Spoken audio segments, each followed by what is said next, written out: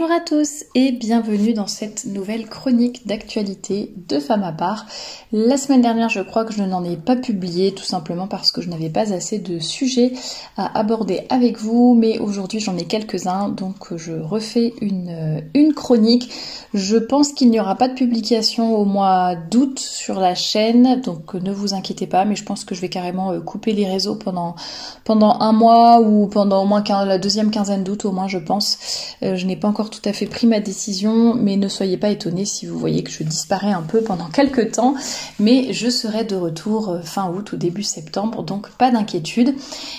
Pour commencer avec une actualité Femme à part, mais du côté de la collection, j'ai reçu la semaine dernière, il y a quelques jours, j'ai reçu les prototypes de la collection automne-hiver 2023. J'ai tellement hâte de vous montrer quand j'étais en train de déballer le carton et de tout essayer. J'ai vraiment eu envie de faire plein de stories et de photos pour vous montrer, mais bon, pour le moment j'essaye de garder encore quelques petites choses en peu secrètes, un peu confidentielles. Je publierai au fur et à mesure des aperçus, des indications aussi sur ce que vous trouverez dans cette nouvelle collection en termes de modèles, de couleurs, etc. Donc vous saurez ça très bientôt, et puis je vais profiter du mois d'août justement, je pense, pour faire les shootings de cette nouvelle collection, donc 26 nouveaux modèles qui arriveront a priori fin septembre ou début octobre. Le but à la base c'était de lancer mi-septembre. Pour le moment l'atelier a 15 jours de retard sur le planning, donc on verra si ça reste juste 15 jours de retard ou si ça s'aggrave, mais je vous tiendrai au courant de toute façon sur les réseaux sociaux, donc n'hésitez pas à suivre Femme à part collection sur Instagram notamment, le lien est dans la description, ou alors si vous préférez et que vous n'aimez pas trop les réseaux sociaux, ou vous préférez limiter votre présence dessus, n'hésitez pas à vous abonner à la newsletter que j'envoie tous les dimanches avec du contenu exclusif, mais avec aussi typiquement ce genre d'informations, les dates de sortie de collection, des photos ou vidéos, des aperçus de la collection. Donc n'hésitez pas à me retrouver à travers cette newsletter. Elle est gratuite bien évidemment, et le lien est juste en dessous de cette vidéo dans la description. Alors pour commencer cette chronique d'actualité avec un peu d'humour, parce qu'il faut bien en avoir de temps en temps, je suis tombée sur cette vidéo Instagram sur ce que vous connaissez peut-être sous le nom de baby shower ou alors de gender reveal party. Donc ce sont ces soirées ou fêtes après-midi, enfin peu importe, c'est pas forcément le soir, c'est ça que je veux dire, des fêtes au cours de laquelle on annonce devant tout le monde le sexe de son futur bébé. Et alors c'est quelque chose de très américain bien sûr, mais qui commence à beaucoup arriver en France. Donc en fait vous demandez à votre gynécologue de noter le sexe du bébé dans une enveloppe. Comme ça, c'est une surprise pour vous aussi. Et ensuite, vous demandez à des sociétés qui sont spécialisées là-dedans, les accessoires pour les fêtes, etc. C'est eux qui regardent ce qu'il y a dans l'enveloppe, et en fonction, ils vont vous donner, ou si vous avez recours à quelqu'un qui vous organise l'événement, c'est la personne là qui est au courant et qui va tout organiser pour que, au moment de la grande révélation, eh bien, ça soit des ballons ou des confettis bleus qui vont sortir, ou alors comment ça s'appelle, des espèces de fumigènes là qui vont être roses. Dans ces cas-là, ça veut dire que c'est une fille, enfin voilà. Et une des façons de le faire, c'est de remplir en fait un ballon. Il y a un ballon qui est gonflé, et puis vous le piquez, enfin vous le crevez avec une aiguille, et s'il en sort des confettis bleus, c'est un garçon, des confettis roses, c'est une fille, tout le monde est content, blablabla. Et là, ils ont fait une vidéo assez drôle, mais que je vous laisse regarder, où en fait, ce ne sont pas des confettis juste bleus ou roses qui vont sortir du ballon, ce sont des confettis de toutes les couleurs, et donc il y a un jeune homme qui va expliquer en quoi consistent toutes ces couleurs. Alors attends, il y a du jaune, du rose, du bleu, du rouge, du noir, du je ne sais pas quoi, et en fait il a un tableau avec une légende et il dit alors ça sera un bébé non binaire mais qui se sentira fille mais que la moitié du temps, et puis ensuite ceci, cela, bon bref. C'est pour faire de l'humour par rapport à tout ce délire LGBTQI+, machin chose qui existe à l'heure actuelle. c'est juste de l'humour, voilà, mais je trouvais que c'était assez bien dit, et qu'en fait en 2023 c'est encore quelque chose dont on peut rire, mais je pense que d'ici quelques années, effectivement, ça deviendra beaucoup plus compliqué, encore plus malsain que ça ne l'est à l'heure actuelle, et évidemment c'est bien dommage. Donc autant en rire tant que ça n'est pas trop implémenté, j'allais dire, et vous verrez bien. Enfin nous verrons bien ce qui se passe dans le futur. Et pour rester d'ailleurs sur ce thème de la transidentité, des transgenres, etc., je voulais vous parler de ce podcast, ou cette vidéo que j'ai regardée ce matin, qui est une vidéo, donc une interview faite par la chaîne Le Livre Noir, qui interviewe Marguerite Stern. Donc j'en ai déjà parlé, elle était fémène autrefois, féministe, je crois qu'aujourd'hui elle se définit comme féministe, plutôt du féministe radicale, enfin quoique elle essaie justement de ne plus trop se mettre d'étiquettes, et elle a donc été bannie de tous les mouvements féministes et de la gauche aussi, enfin plus aucun média ne veut lui parler parce que elle dit haut et fort, un peu comme Dora Muto dont je vous avais déjà parlé, que les transgenres ne sont pas des vraies femmes, notamment pas que par rapport au domaine du sport, mais par rapport à pas mal d'autres choses. Donc elle n'est pas contre le transgenrisme, si ça se dit ainsi, mais en tout cas elle considère que ça porte préjudice aux femmes, et donc elle part un petit peu en croisade contre cela pour essayer de défendre les femmes justement. Alors c'est surtout dans le milieu sportif, je pense qu'on voit que c'est vraiment un grand recul par rapport à ce qui était fait avant, étant donné qu'en fait ce sont des hommes finalement qui vont se battre, concourir contre des femmes, donc on n'a pas les mêmes, alors que normalement ce sont évidemment des compétitions dans quelques domaines que ce soit, le foot, le cyclisme, le basket, peu importe, c'est toujours les hommes d'un côté, les femmes de l'autre pour de bonnes raisons, alors que maintenant on va voir de plus en plus d'hommes qui se disent femmes ou qui prennent une apparence de femmes, qui vont intégrer les compétitions féminines, et ce qui est évidemment dommageable pour les femmes. Mais pas que le domaine du sport d'ailleurs, puisqu'il y a aussi le domaine des vestiaires, de ce genre de choses, ou des prisons par exemple, où on va retrouver cette espèce de mélange et de mixité, alors que tout ça parce que je me sens femme, donc je vais être mis avec les femmes, alors qu'en réalité vous êtes un homme, évidemment. Et alors je ne vous encourage pas spécialement, enfin quoique j'ai trouvé ça quand même intéressant, mais pas tellement pour le contenu ou parce qu'elle va dire, parce qu'en fait on sent qu'il y a encore énormément de lacunes, c'est-à-dire du côté moral, du côté de la foi, du côté même de certains raisonnements, on sent que voilà, il y a beaucoup de choses qui ne vont pas dans ce qu'elle dit, mais en fait ce que j'ai trouvé très intéressant, et ça c'est vraiment tout à son honneur, ce qui est vraiment très intéressant dans cet entretien, c'est que déjà, premièrement, elle a l'humilité de reconnaître ses torts. Alors elle dit quand même je regrette rien, enfin voilà, c'est ce qui m'a construit, c'est ce par quoi je suis passée qui fait que je suis la personne à l'heure actuelle. Donc bon, elle a pas vraiment de regrets. Par exemple, tout ce qu'elle a fait avec les fémènes, les blasphèmes, etc., toutes les actions dans les églises, elle a aucun regret. Mais on sent quand même qu'elle a quand même l'humilité de reconnaître que elle avait tort sur certaines choses, qu'elle s'est mal comportée dans le sens où sa réflexion n'était peut-être pas bonne, et que notamment elle ne voulait pas entendre les arguments des personnes d'en face, etc. Enfin tout ce qu'on est en train de lui faire à l'heure actuelle, finalement, elle reconnaît que c'est ce qu'elle faisait aux autres avant. Donc premièrement, cette humilité un petit peu de reconnaître, d'avancer et de faire finalement en quelque sorte, même si c'est un peu voilé, mais bon, un mea culpa quand même dans les médias, d'accepter d'être finalement, de venir sur des plateaux de droite. Alors elle le dit elle-même, je ne suis plus invitée dans des médias de gauche. Je ne dis pas ça pour faire de la politique, parce qu'après il y a des gens qui vont me dire ah, quelle est l'orientation politique de Femme à part. Il n'y a pas de politique, je parle jamais de politique. Là c'est juste un constat, elle le dit elle-même dans son entretien, elle dit les médias de gauche ne m'invitent plus, donc je vais sur les médias de droite, voire cataloguer extrême droite. Je dis bien cataloguer. Et en fait, je pense que c'est quand même courageux de sa part, dans le monde actuel, tout ce qui est droite, extrême droite, ou qui y ressemble de près ou de loin, c'est vraiment un tabou énorme, et si vous êtes de près ou de loin raccroché, rattaché à une personnalité ou un média dit d'extrême droite, vous pouvez avoir votre carrière qui est votre réputation, etc., qui est bousillée expliquer en 2 minutes, ce qu'on ne fera jamais à quelqu'un, par exemple, qui est catalogué extrême gauche, ou qui, disons, qui pactise, ou qui est invité dans des médias d'extrême gauche.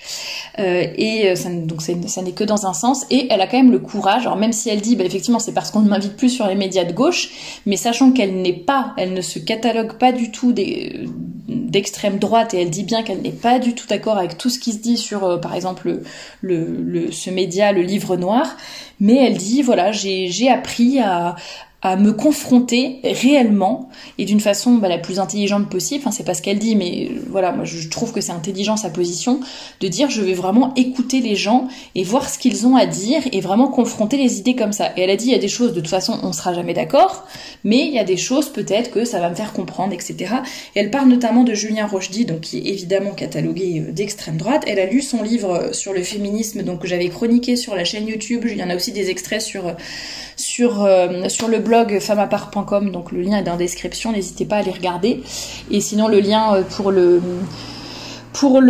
par rapport à la chronique de livres que j'avais faite sur son bouquin, c'est dans la playlist chronique de livres, vous le retrouverez facilement, ou dans la barre de recherche, vous tapez Julien Rochdy, vous retrouverez si ça vous intéresse d'écouter ce que je pense de ce livre. Et donc elle dit notamment que elle a beaucoup apprécié son livre, elle n'est pas d'accord avec tout, mais ça lui a ouvert de nouvelles perspectives, ça lui a appris quelque chose. Elle a dit ça faisait longtemps que j'avais pas appris quelque chose sur un sujet, donc voilà, pour elle c'était intéressant. Et donc j'ai trouvé que voilà, l'humilité de reconnaître ses erreurs en quelque sorte, le fait d'accepter de se confronter de façon intelligente aux personnes, parce que justement par rapport à Julien Rochdy, elle dit c'est quelqu'un qui a beaucoup de choses intéressantes à dire, même si elle n'est pas d'accord avec tout, mais elle trouve qu'il y a un raisonnement, une façon de voir les choses, d'amorcer la discussion, etc. qui peut être intéressante, enfin qui peut vraiment être un bon sujet pour un débat. Et elle dit notamment sur le féminisme, enfin tout le monde l'accuse de tous les maux de la terre, mais n'empêche que personne se confronte à lui et personne n'est capable de faire un débat. Bon, c'est un peu sur son exemple, enfin elle se focalise un peu sur Julien Rochdy pour son exemple, mais elle dit voilà, si vous n'êtes pas d'accord ou si vous trouvez qu'il est si bête que ça, pourquoi vous vous posez pas avec lui, vous proposez un débat et là vous répondez point par point à ce qu'il va vous dire. Bon, je trouvais que c'est une remise en question et une proposition d'action, d'attitude qui était intelligente de sa part. Donc je voulais partager ça avec vous. Et il y a autre chose aussi vers la fin de l'entretien, il y a le journaliste qui lui pose les questions, qui lui demande justement est-ce que, il a dit, je pense que beaucoup de personnes dans l'audience vont se poser cette question, donc je me permets de vous la transmettre un peu telle quelle, et puis voilà, vous répondez comme vous pouvez, comme vous voulez. Et en fait, il lui pose la question de son apparence.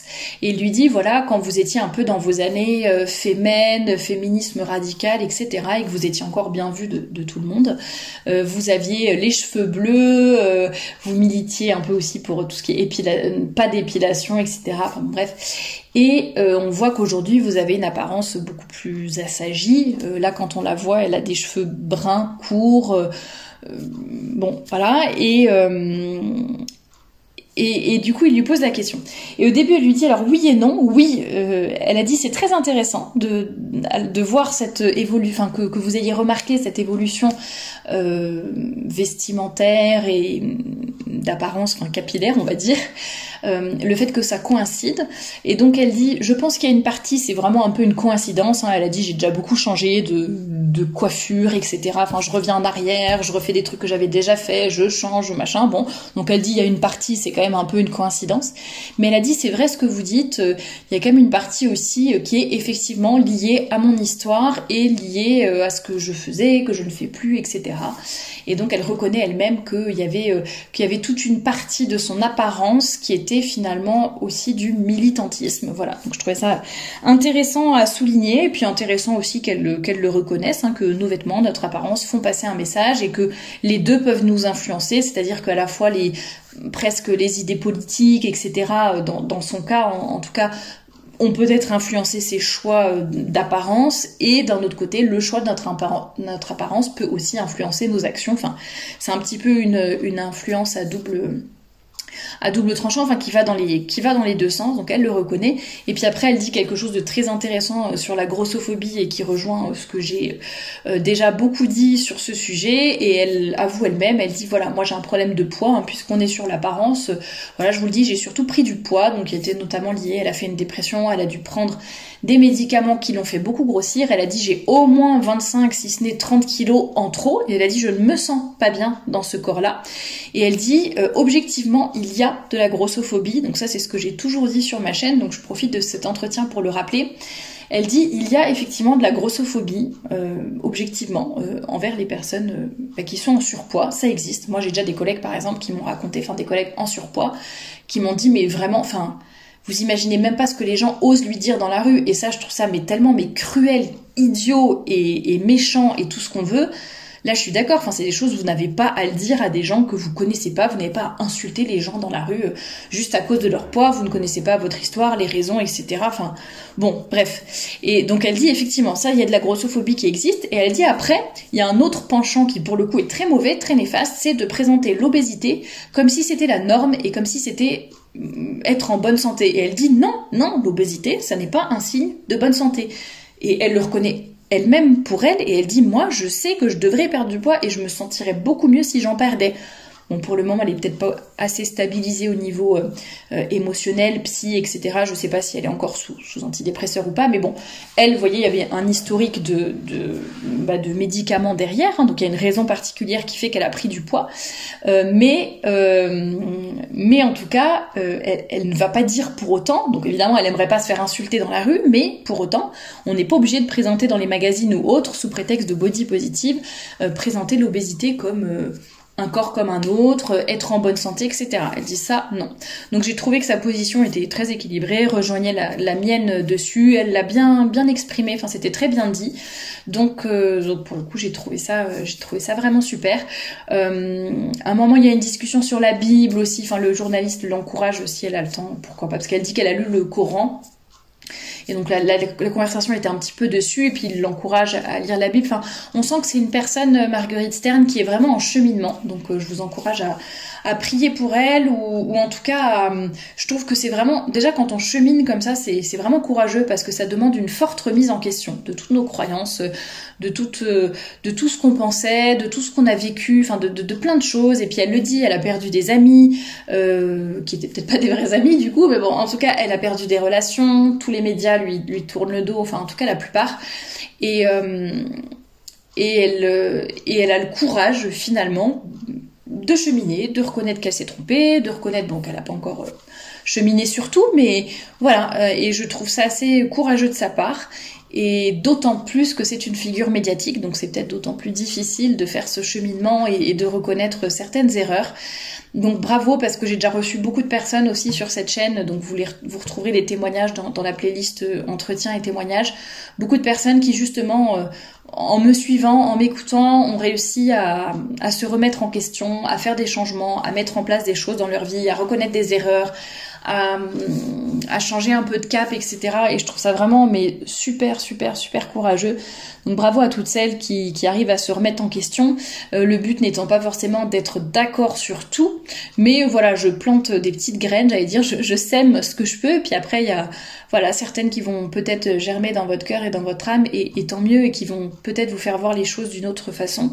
Et je l'espère en tout cas, et j'espère vraiment pouvoir vous apporter quelque chose avec cette chaîne. Mais vraiment, j'ai été plutôt émue finalement en l'écoutant. Pourtant, vraiment, il y a encore plein de choses sur lesquelles on n'est pas d'accord. Mais j'ai trouvé que c'était une âme qui était tellement... Enfin, elle a l'air tellement ouais, pour moi, c'est vraiment de l'humilité, quoi. De savoir se remettre en question comme ça, et être capable de le faire en plus devant, je sais pas, à l'heure où je vous parle, je crois que ça a été publié hier soir, il y a déjà 21 000 vues, en même pas 24 heures, 21 000 vues, donc vraiment vraiment plutôt un bon entretien. Alors pourquoi j'ai dit que je vous le recommandais pas spécialement, c'est parce que elle dit beaucoup de choses sur plein de thématiques avec lesquelles je suis pas d'accord, donc je vais pas vous conseiller de regarder quelque chose. C'est pas pour vous apprendre des choses, pour vous, voilà, ça pourrait vous aiguiller sur la mauvaise voie, j'allais dire. Donc c'est un peu pour ça que je vous recommande pas spécialement de l'écouter. Après, si vous êtes déjà convaincu et que ça vous intéresse plus du côté psychologie ou autre, pour un peu voir son cheminement, voir comment elle progresse, bon bah je trouve ça toujours intéressant. Mais voilà pour ce que je voulais vous dire par rapport à cet entretien de Marguerite Stern, mais en tout cas bravo à elle. Une autre émission que j'ai trouvée intéressante, c'est la vidéo de Thaïs Descuffon sur l'amitié homme-femme, qui est sortie il n'y a pas très longtemps, et je pense que pour le coup, là je suis quasiment d'accord avec tout ce qu'elle a dit dans cette vidéo.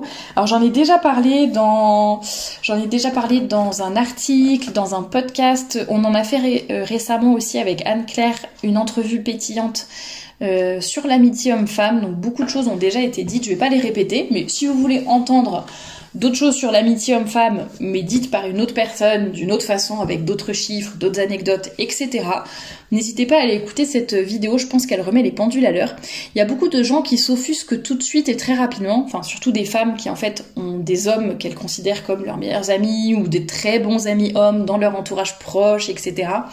Beaucoup de femmes comme ça qui vont tout de suite s'offusquer et dire oui, c'est n'importe quoi, dire que l'amitié homme-femme n'existe pas, c'est complètement stupide, on peut très bien, et en fait on sent vraiment, mais tout de suite ça les vexe et elles réagissent très fortement. Et en fait, ça généralement on sent que c'est quand on a quelque chose dans sa vie et puis que les autres vont le critiquer, bah tout de suite on va monter sur ses grands chevaux. Moi j'ai envie de vous dire, soit vous écoutez réellement ce que j'ai dit sur l'amitié homme-femme et ce que Thaïs va vous dire sur l'amitié homme-femme, vous essayez vraiment de vous remettre en question. En plus, à un moment, elle dit faites le test dans vos relations. Donc pourquoi pas, vous faites le test qu'elle propose, etc. Pas de problème avec vos relations, enfin vos amis hommes.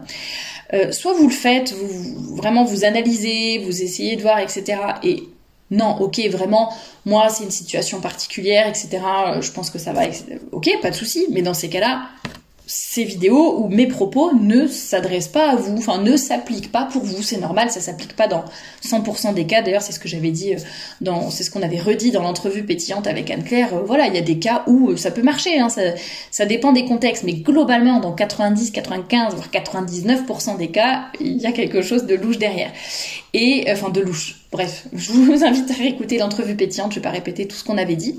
Mais soit ça s'applique à vous, vous faites le cheminement, la remise en question, vous prenez conscience de certaines choses et tant mieux, soit ça s'applique pas à vous et tant pis, laissez tomber. Mais commencez pas à dire oh, mais vu que moi ça ne s'applique pas à moi et que j'en suis sûre et que moi je suis l'exception, blablabla, alors ce que Thaïs dit ou ce que Thérèse dit c'est vraiment pourri, c'est débile et tout. Enfin, je pense qu'on est quand même un certain nombre à l'avoir constaté. Et d'ailleurs, Thaïs Descuffon, au début de sa vidéo, parle de Steve Harvey, qui est un animateur, un présentateur télé très connu aux États-Unis. Et dans une de ses interviews, justement, il dit à la journaliste « Moi, je n'ai aucune amie femme ». Et quand elle lui demande un peu pourquoi, elle dit mais parce que voilà, enfin il explique, il dit l'amitié homme-femme n'existe pas. Elle dit dans 99,9% des cas. Pourquoi les hommes et les femmes sont amis? C'est parce qu'en fait la femme a mis des barrières, la femme a mis des limites. Elle a dit je ne te considère, on fait un pacte, ce dont on discutait dans l'entrevue pétillante, on fait un pacte, je te considère que comme un ami, il y aura jamais d'amour entre nous, ça n'ira pas plus loin, etc. Et elle dit donc les hommes acceptent cette amitié, mais pourquoi? Non pas parce que les choses sont claires ou je ne sais pas quoi, mais parce que ils attendent la brèche, ils attendent la faille dans laquelle ils iront se précipiter, même si ça prend des années, pour enfin en fait, ils espèrent que ce statut, que cette décision de la femme de dire non mais ça sera platonique, il y aura jamais rien, t'es mon meilleur ami, t'es comme un frère pour moi, en fait, ok, pas de souci, mais ils attendent qu'il y ait cette faille qui fera qu'ils pourront s'y engouffrer et ils pourront donc transformer cette amitié en amour. Et il le dit, et c'est un homme, et elle dit, mais attendez, vous pensez que tous les hommes pensent comme ça? Il a dit 99,9% des hommes. Alors ok, peut-être qu'il exagère un peu, peut-être que c'est 90 ou autre, mais en attendant, voilà, c'est la réalité. Donc les personnes qui ne savent pas se remettre en question ou les personnes, parce que c'est fort possible aussi, qui vivent une situation particulière qui fait que effectivement ça ne rentre pas dans ces cases-là, et c'est les 0,5% ou les 1% qui ne rentrent pas dans cet exemple, dans cette généralité. Bon bah voilà, il n'y a pas de quoi vous fâcher. En fait, quand les gens se fâchent hyper fort, enfin on sent que c'est vraiment émotionnel derrière, et que soit ils se sont pas remis en question, soit ils ont pris ça de plein fait. Enfin, je sais pas, moi si vous me dites... on le verra après pour le sujet de l'accouchement justement, mais il y a des, je sais pas, moi si vous me dites une généralité et qu'en fait ça s'applique pas à moi, mais enfin pourquoi je me vexerais? C'est de toute façon, si je considère que de toute façon je ne suis pas concernée et que ça s'applique pas à moi, pas à ma vie, ou que ça veut rien dire, bah voilà, soit je me remets en question et j'essaye vraiment de réfléchir, de me dire attends, peut-être que Thérèse, tu te rends pas compte, mais voilà, cette amitié avec un homme, bah peut-être que en fait, tu lui fais miroiter des choses ou tu t'en rends pas compte, mais peut-être que il attend autre chose, il attend la faille, etc.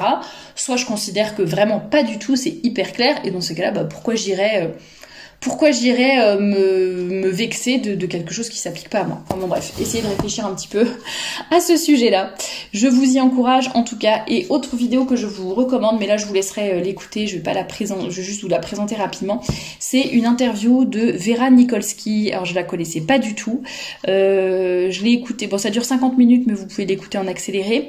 C'est sur Putsch Media, que je ne connais pas plus que ça. Et donc en fait c'est une femme qui a écrit le livre Féminicène. Elle expliquera le terme dans cette interview. Je vous avoue que c'est l'une d'entre vous qui m'a recommandé, donc merci à la personne qui m'a recommandé cette vidéo.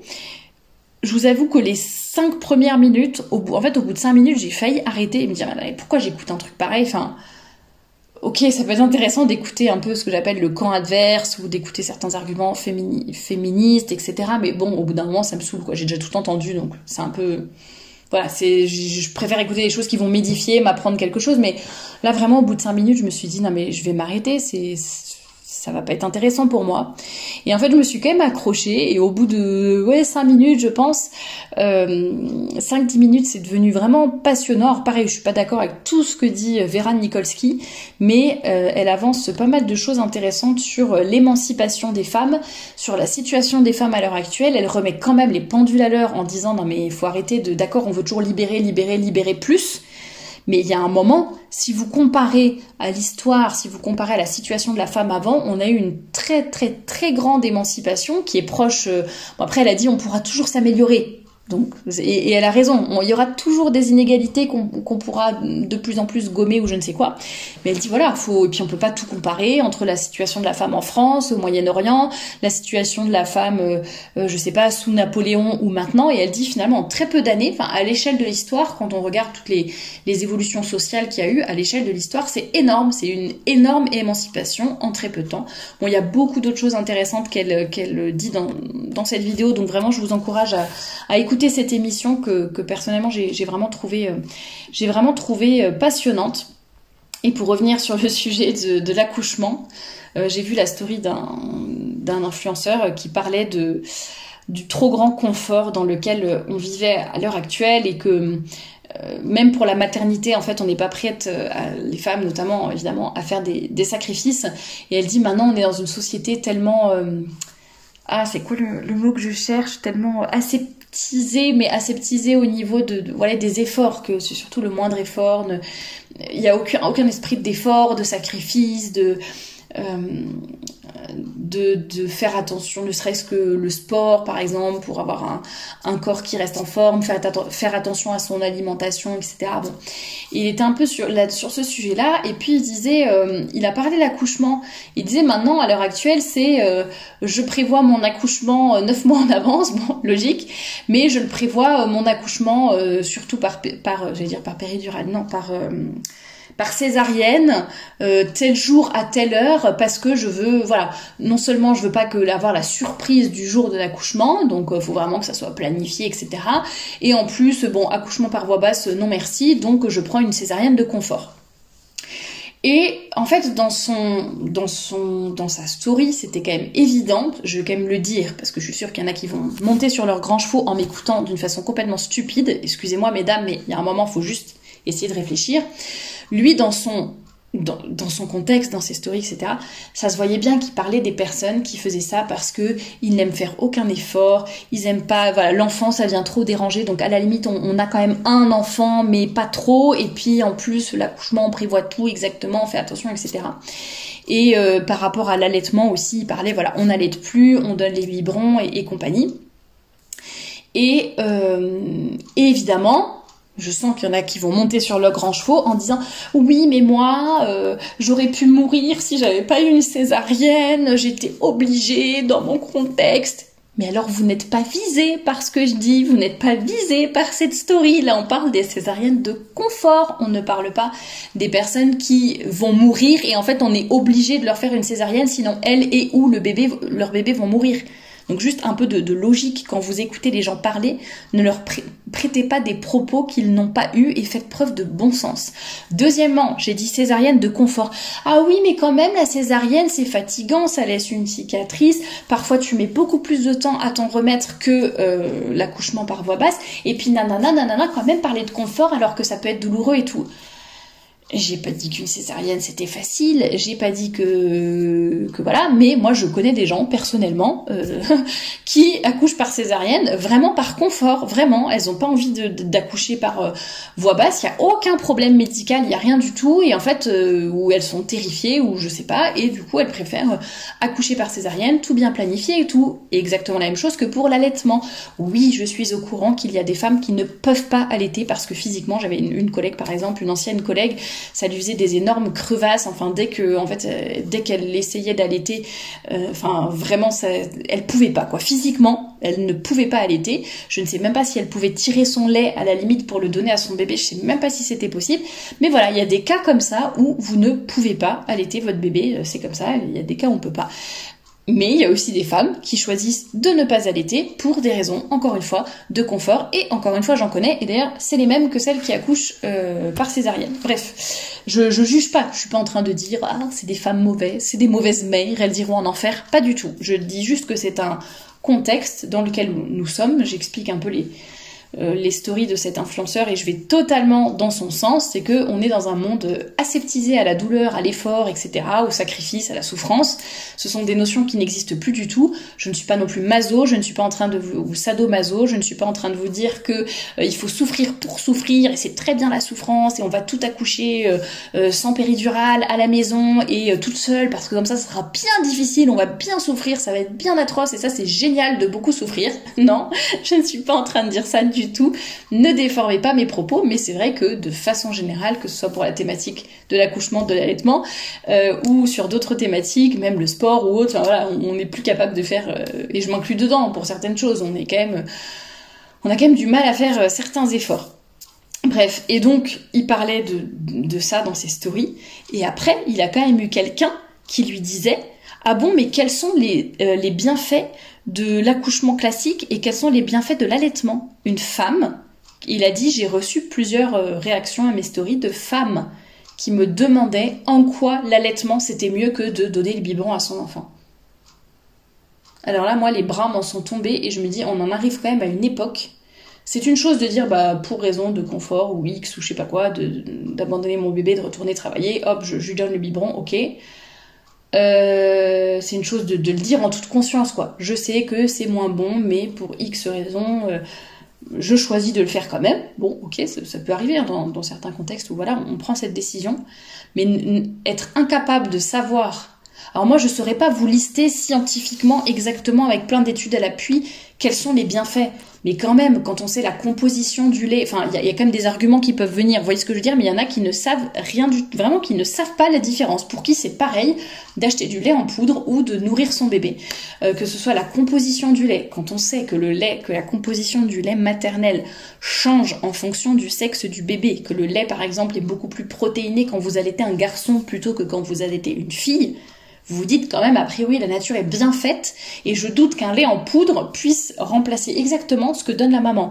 Il y a la relation avec votre bébé, le fait de donner le biberon, c'est pas tout à fait pareil que de l'allaiter, etc. Bien sûr, on peut aussi penser méthode naturelle de régulation des naissances par rapport à l'allaitement qui, dans certaines conditions très spécifiques, fait que vous ne pouvez pas retomber enceinte tout de suite si vous êtes en train d'allaiter. Je dis bien dans des conditions spécifiques, un rythme spécifique. Beaucoup de personnes se disent si j'allaite, c'est bon, je ne peux pas tomber enceinte. Ça n'est pas le cas, hein. Il y a des conditions précises. Mais globalement, si vous les connaissez, voilà, ça peut aussi vous aider à vous reposer un peu avant de retomber enceinte, n'est-ce pas?